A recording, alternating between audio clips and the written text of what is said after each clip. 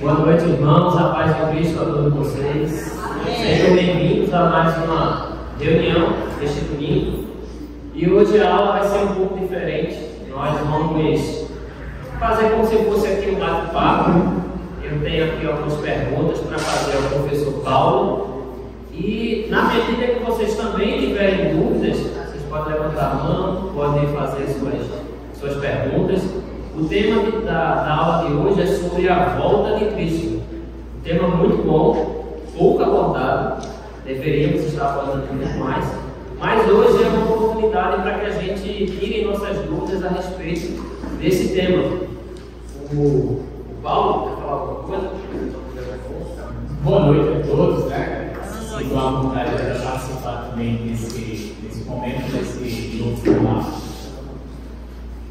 Então vamos aqui à primeira pergunta. Onde surgiu essa crença na volta de Jesus? Então, não foi a igreja que inventou.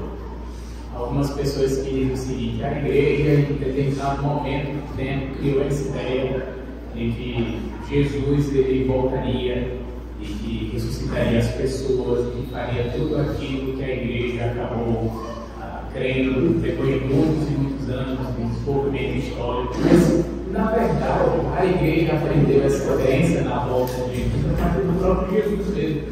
Então, Jesus, nos dias de sua carne, ele falou do seu retorno dentre os mortos. Quando ele ressuscitou, ele conversou com os seus apóstolos e discípulos durante 40 dias, falando muitas coisas concernentes ao reino de Deus e falou, inclusive, que ele voltaria.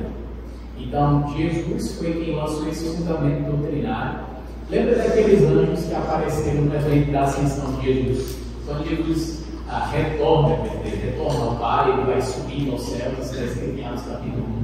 Quando ele vai subindo aos céus, os discípulos ficam olhando assim para o alto, vendo ele desaparecer entre as nuvens.